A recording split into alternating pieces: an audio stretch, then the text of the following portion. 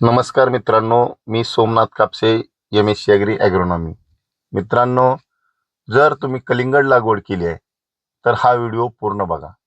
कारण पहिल्या 7 दिवसात आपण काय केले ते आपण आज या व्हिडिओच्या माध्यमातून पाहणार आहोत. आज लागवडीनंतर बरोबर 7वा दिवस.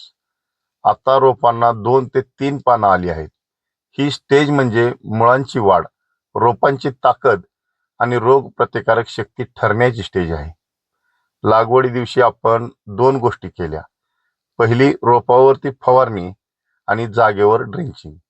याचा फायदा असा झाला की मातीतील बुरशीजन्य रोग, रूट रॉट, मर यांचा धोका सुरुवातीलाच कमी झाला आणि पूर्ण रोपे तंदुरुस्त तुटाळी विना आली. त्यानंतर आपण तिसऱ्या दिवशी ड्रीपमधूनच मायक्रोरायझा 400 ग्राम, कल्पतरू NPK बॅक्टेरिया 1 kg ड्रीपमधून 8 ते तास ताकात भिजवल्यानंतर सोडल्या. कारण ही स्टेज खूप नाजूक असते आणि यावेळेस केमिकल देण्याच्या ऐवजी जीवाणू खत देणे जास्त सुरक्षित व फायदेशीर वाटले. कारण यामुळे पिकांना नैसर्गिक पद्धतीने अन्नद्रव्य मिळतील आणि मुळांची वाढ ही सुरक्षित व मजबूत राहील. यावेळेस फक्त 20 मिनिट एवढेच पाणी दिले, कारण जास्त पाणी ही मुळकूज वाढवू शकते.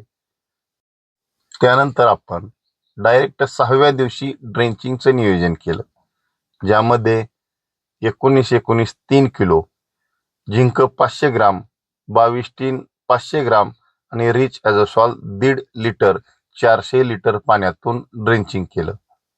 यामुळे आता रोपांची वाढ ही वेगाने होईल, पानांचा रंग चकाकीही चांगली राहील, त्याचबरोबर मुळाजवळील रोग ही नियंत्रणात राहतील.